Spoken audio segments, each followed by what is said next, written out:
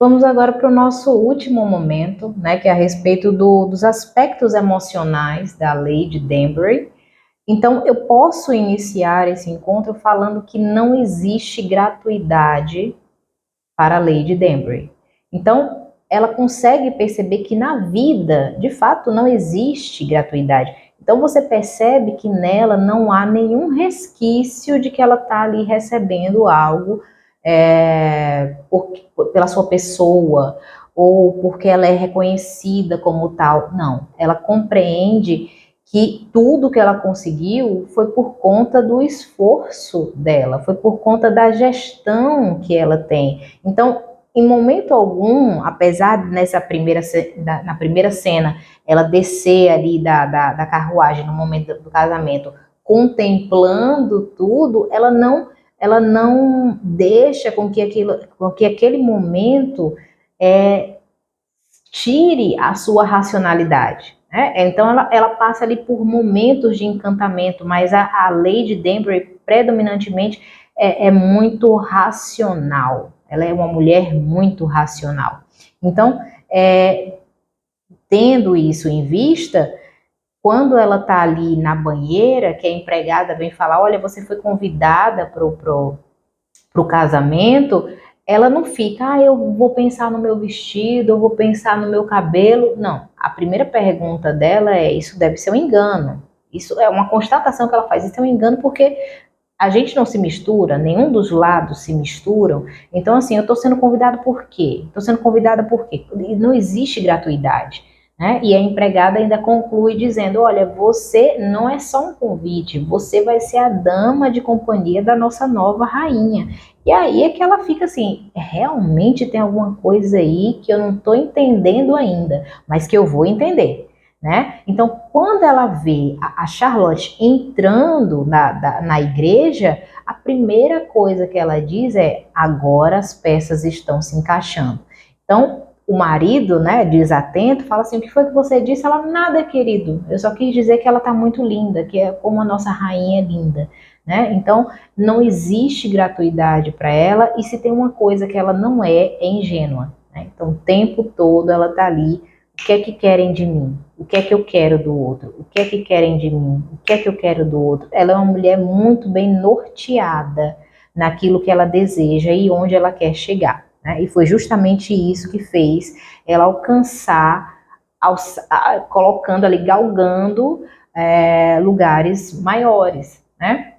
Então, isso é nítido. Então, no encontro que ela está ali, na fala que ela tem com o marido, né, no momento ali do imóvel, ela poderia dizer, olha, eu consegui, né, foi a conversa que eu tive. Ela poderia dizer isso, mas ela simplesmente diz, eu vou deixar ele pensar no que ele quiser, sabe? Deixa ele sonhar, eu sei o que foi que eu fiz, né? Eu sei qual é a minha contribuição para que ele conseguisse usufruir disso. Né? Então é terrível quando você percebe que ele é um homem sem ferramentas, apesar, né, de aparentemente ser muito potente sexualmente ainda, porque ele tem uma longa idade, né, tem ali uma idade avançada, e ainda assim é ativo sexualmente, mas novamente é tudo que ele consegue ser. Né? Outras ferramentas ele não tem, ferramentas para suportar a frustração, ele não tem, porque quando ele ficava frustrado,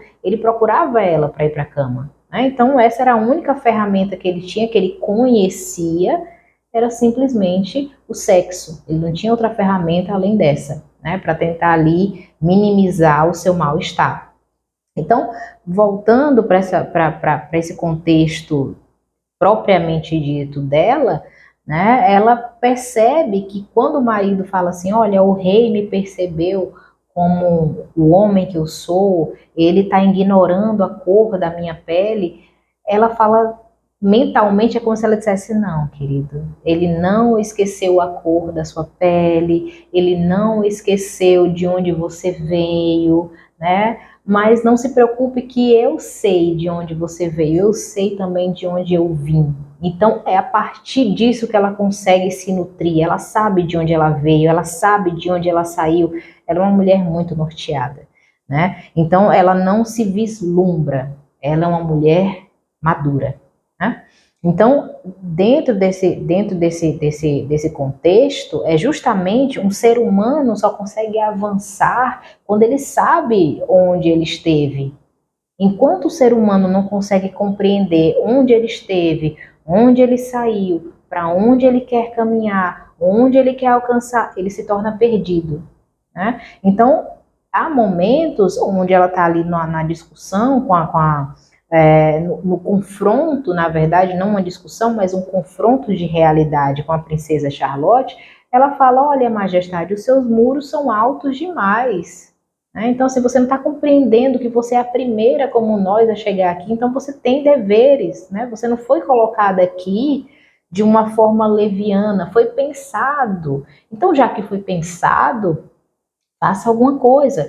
E é muito interessante no momento de luto da Agatha que ela de fato não teve ali um luto propriamente dito, porque em pouco tempo tinha gente batendo na porta dela dizendo: e aí, nós vamos manter nossa posição, queremos saber se o título continua com você ou vai ser para o filho, né? E ela vai ali se posicionando frente à princesa viúva, até o momento onde ela mostra ali a sua vulnerabilidade, que ela chora. A princesa viúva também não sabe muito bem como é expressar as suas emoções ou ter alguém expressando as emoções. Ela oferece ali: nós precisamos de algo mais forte, e reconhece: olha, você tem sido uma excelente, né, o confronto que eu venho tendo com você tem sido revigorante, né? Então, assim, não perca isso, suporte o que precisar de suportar. E dentro da maturidade não existe uma vida estruturada se antes a gente não falar a respeito de suportar as frustrações. Então, qualquer pessoa muito bem estruturada financeiramente, emocionalmente, é uma pessoa que consegue suportar as suas frustrações. Sem isso, não tem avanços, né? E se tem uma coisa que está ali, aberta, escancarada na história da Lady, é justamente esse suportar, né? Então, o ato sexual vem com uma representação de tudo que ela suporta, né? O que pra gente já é muito asqueroso, né? Mas isso é uma das camadas que ela suportou ao longo dos anos, né? Então, ela é uma mulher que é forte, atenta às mudanças ao seu redor. Então, novamente, em momento algum ela foi enganada de: eu vou ser simplesmente uma dama de companhia. Não, ela já sabia que havia algum preço a ser pago ali, e o preço era ela ser informante. É claro que ela se manteve leal à princesa Charlotte. Tudo bem que tem ali aquela questão: se ela traísse, seria traição, decapitação e etc. Mas ela compreende que, ao lado da princesa Charlotte, ela teria muito mais a ganhar, teria muito mais a agregar para aqueles que viriam depois dela, né? Então ela se posiciona frente a isso e diz: olha, você também tem uma batalha, assim como eu, né? Então, assim, seu palácio é ótimo, seu muro é alto, mas olha, você vai ficar só cercada aqui ou você vai fazer alguma coisa, né? Existem outras pessoas como nós. Quando ela fala como nós, é uma pessoa de cor, é uma pessoa que não tem a raça pura, né? Então ela fica ali suscitando o tempo todo na Rainha Charlotte: olha, você precisa de maturidade. Não é só você voltar para casa. Não teve a noite de núpcias. Não é só você voltar para casa. Você foi colocada aqui, usufrua disso, né? Arrume uma forma de fazer isso um ganho para todos. Então, a cena que eu gostaria de colocar também, né, nesse momento aqui que cabe ela, foi a morte do marido. Então, naquele momento, a gente percebe que ela dissimula, sim, mas ela tá fora, né? Tá fora de si, quando ela acha que alguém morrendo vai resolver a problemática dela, quando na realidade a problemática dela ia se transformar. Mas jamais a gente resolve o problema, né? Porque há uma sucessão de problemática. A vida é isso. A vida é uma sucessão de problemática, onde você precisa se posicionar e elaborar uma resposta adequada, uma resposta que seja ali de bom tom com tudo, né? Ou com pelo menos boa parte. Então, tem um momento onde ela fica: olha, meu problema acabou, e ela vibra com a morte ali do marido, e depois faz uma cena, né, dizendo: ai, meu amor se foi, meu amor partiu, né? Então, depois que ela entra em contato com a nova realidade da viuvez, que ela passa ali por esse momento sensível, onde ela encontra com a princesa viúva, como eu estava falando, onde ela se coloca ali vulnerável, ela percebe que ela ainda está na sombra de um homem. Só que não é mais na sombra de um marido, ela agora está na sombra do filho dela, e é um momento muito tocante, porque novamente eu vejo a maturidade da Lady Danbury. Em que sentido? Ela consegue ficar ali da altura do filho, né? O filho pergunta que horas eu vou voltar para babá. E ela reconhece ali, dizendo: olha, eu sei que é assustador ficar longe da sua babá, né? Mas a sua mãe sou eu. Então, o quanto a gente vê isso na clínica, o quanto a gente vê isso no cotidiano, de mulheres que abandonam ali a sua maternidade, terceirizam para uma babá, mas, diferente da Lady Danbury, a Lady Danbury fala: olha, eu sou sua mãe, você tem uma família, você tem deveres com essa família. Então, quanto mais rápido você assumir esses deveres, sanar essa problemática, mais rápido você vai poder voltar para sua babá. Então, nesse momento, ela reconhece: olha, eu não fui a sua mãe, mas ainda assim somos uma família, né? Então, o menino, de certa forma, compreende isso, não na complexidade, mas ele compreende que precisa fazer algo, né? Que para ele, naquele momento, cabia se apresentar, estar ali apresentável e ser cordial. Isso era o que cabia, né? Então, dentro desse encontro, você percebe ali a princesa viúva dificultando, né? O conselho falando: não chame ele de Lorde, né? Chame ela apenas de Ágata. E, enfim, né? Dando ali não dando o braço a torcer, embora eles soubessem de tudo que, todas as promessas verbais, né?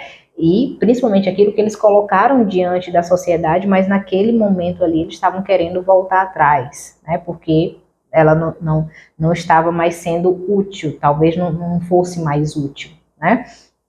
Então, é interessante perceber que ela teve essa capacidade de reconhecer que não tinha sido mãe, né? Que outra pessoa está sendo mãe, diferente de outras mulheres que aparecem, né, dentro aqui dessa ordem do contemporâneo e fala: bom, eu percebi que meu filho, que minha filha estava se apegando com a babá, com a funcionária, e aí eu desliguei essa funcionária, eu demiti, porque a mãe dele sou eu. E fala: bom, a gente precisa pensar que pela primeira vez na história a gente está ocupando vários papéis, né? Hoje você é mãe, você é mulher. Antes a mulher tinha um papel apenas, como fala ali grosseiramente, apenas para o ato sexual de conceber crianças, era isso e pronto. Então, quando ele quisesse algo além disso, ele procuraria, né, uma mulher de fora.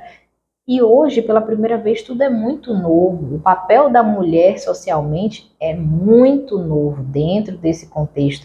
A gente avançou, sim, mas tudo que a gente avança, a gente também perde. E o que eu percebo hoje é a dificuldade das mulheres escolher onde perder. Então, se você quer se dedicar ao trabalho, você vai perder muita parte da infância do seu filho. Se você escolhe ficar com seu filho, provavelmente você vai ter uma outra perda. E, novamente, é um momento onde todo mundo quer abarcar tudo, quer ser tudo, e não tem como isso. Todo ganho que você tem umas 10 perdas, você tem umas 5 perdas para um ganho, né? E é difícil hoje a gente aceitar as perdas. Então, indo aqui para minha última contribuição, é a respeito da escolha da solitude, né? Que é uma escolha consciente dela. Eu achei fantástico no momento que ela é pedida em casamento e ela consegue dizer não, né? No primeiro momento a gente é tão contaminado pelo inconsciente, né, de que ela estava dando não porque ela estava vivendo um caso com um homem, quando na realidade não se trata do homem que ela estava tendo caso, mas sim dela, né, do emocional dela. Então ela diz não para o casamento para conseguir dizer sim para ela mesma. Então é lindo isso, o encontro que ela teve ali verdadeiro, onde ela conseguiu dizer: olha, você não tem noção do quanto esse casamento me salvaria em determinados contextos, mas em outros isso me mataria. Então eu não faço a menor ideia do que eu vou ter que fazer para sobreviver, eu não faço a menor ideia do que eu vou precisar fazer para manter os meus filhos, porque ele faz essa promessa também, ela se casando com ele aceitaria as crianças, criaria como se fosse dele.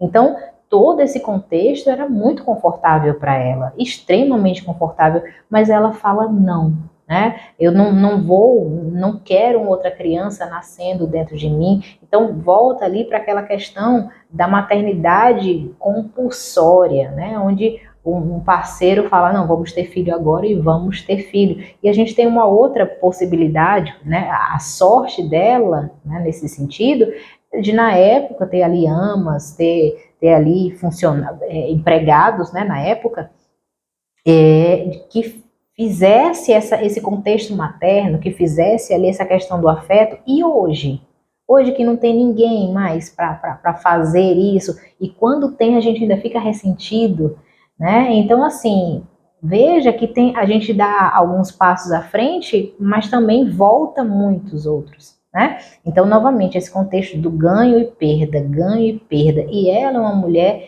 enlutada pela sua história, ela passou por diversos processos de luto, inclusive luto dela mesma, né? Então, desde a infância, ela foi prometida para o Lorde, onde ela disse, olha, a minha cor favorita foi a dele, meu licor era o dele, tudo era o dele, e hoje, pela primeira vez, eu estou entendendo o que é que eu gosto, o que é que eu quero, e eu não vou abrir mão disso, né? Então, ela pagou o preço por ser quem ela é, e isso é muito difícil, muito difícil.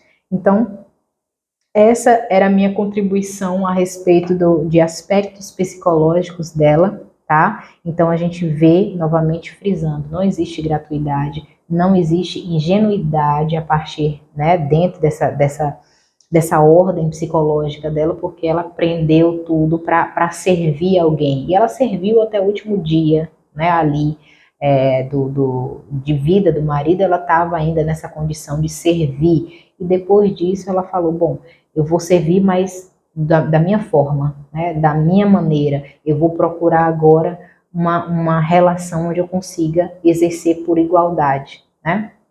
Então, novamente, ela não abriu mão da sexualidade dela, tanto que ela teve ali casos, né, pelo que dá a entender, que ela fala ali, oh, bom, eu sou discreta, eu sou discreta, eu sou discreta, ela quer dizer, eu estou viva, né, eu tenho sim desejos sexuais, mas isso, né, não se torna mais a minha moeda de troca, não para eu conseguir algo, não para eu fazer algo, né, eu posso até transar, mas eu transo se eu tiver afim, se eu tiver desejo, né? Então é diferente. Antes o corpo dela era realmente um escape, né? Não era um lugar de desejo, simplesmente um dever, como ela coloca, né? Então essa foi a minha contribuição. Eu espero que vocês tenham gostado, tá bom? Se gostou desses comentários, aquilo que foi colocado aqui nesses encontros, dá o like. Tchau, tchau.